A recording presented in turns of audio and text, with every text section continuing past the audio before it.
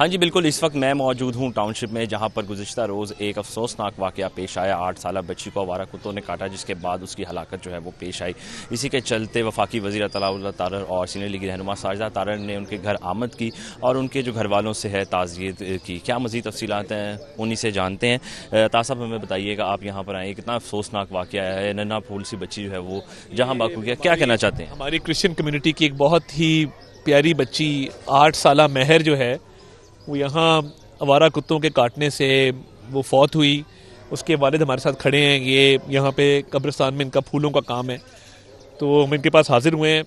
بچی تو واپس نہیں آ سکتی، مگر جو فائنینشلی ہم کمپنسیٹ کر سکے وہ ہم نے کیا ہے، اور کیونکہ ایک کورٹ کا سٹے آرڈر ہے تو ہم قانونی چارہ جوئی کریں گے کہ کم از کم کوئی اپلیکیشن ایسی جمع ہو جس میں اس بچی کی موت کو حوالہ بنا کے وہ سٹے ویکیٹ کیا جا سکے، تاکہ آوارہ کتوں کے خلاف جو ایک آپریشن انتظامیہ کاری تھی وہ جاری رہے۔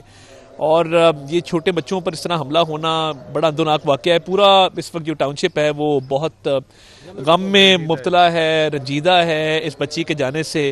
اس کی والد تو یہاں بہت ہمت حوصلہ کر کے کھڑے ہیں، اس کی والدہ ہسپتال داخل ہیں وہ بچی کے غم میں، تو میں، میری والدہ صاحبہ، ہم سارے یہاں حاضر ہوئے ہیں۔ ہمارے سارے اجمل ہاشمی صاحب یو سی چیئرمین یہاں موجود ہیں، شمیم مصطفیٰ صاحبہ ہماری جو لیڈیز کی یہاں پہ ہیڈ ہیں وہ موجود ہیں۔ میں نے میری گل صاحبہ کو ریکویسٹ کیا ہے، یہ سوشل ورک کرتی رہتی ہیں اور وکیل بھی ہیں، کہ اس بچی کے کیس کے حوالے سے یہ بھی رفاقت ڈوگر صاحب بھی اس کو آگے لے کے چلیں۔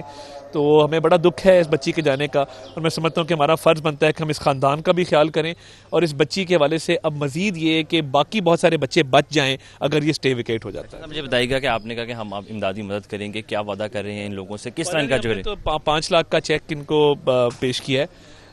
obviously یہ کمپنسیشن ایک سمبولک ہوتا ہے، علامتی طور پہ ہوتا ہے، اس سے کوئی ان کا دکھ تو کم نہیں ہوگا، مگر کم از کم یہ ہے کہ جو ان کے اخراجات ہیں اس میں کوئی ان کا تھوڑی بہت مدد ہو جائے گی۔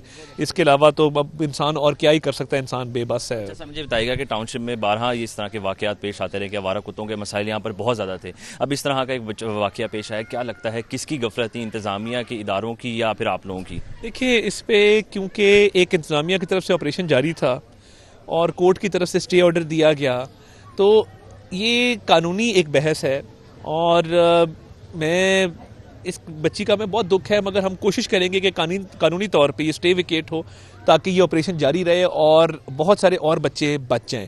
اور آپ دیکھیں کہ جہاں یہ واقعہ پیش آیا، یہ کوئی اندر گلیوں میں نہیں پیش آیا، یہ کسی سنسان جگہ نہیں پیش آیا، یہ مین پیکو روڈ سے جو اندر سڑک جاتی ہے نالے کے اوپر، یہ وہاں پہ پیش آیا ہے، اتنے بڑے اسکول کے سامنے۔ تو دیکھیے، یہ تو مین چوراہا ہے، اور مین چوراہے کے اوپر اس طرح کا واقعہ پیش آ جانا یہ بہت افسوسناک ہے، مگر دیکھیے حکومت پوری طرح اس پہ نوٹس بھی لیا ہے، اور اس معاملے سے ہم آگاہ بھی ہیں۔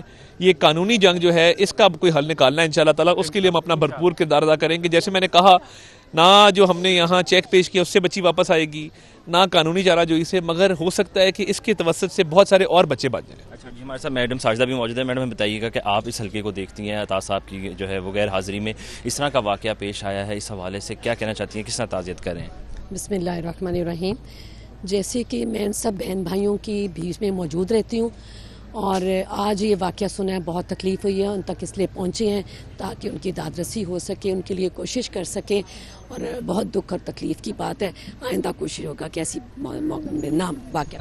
ہاں جی بالکل، آپ نے سنا کہ عوامی نمائندوں کا یہ کہنا ہے کہ اس طرح کے واقعے کے اوپر انہیں کافی جو ہے وہ اظہار افسوس ہے، ان کی کوشش ہے کہ وہ تمام تر اقدامات اٹھائیں تاکہ اس طرح کے مزید واقعے جو ہے وہ یہاں پر پیش نہ آئیں۔ جی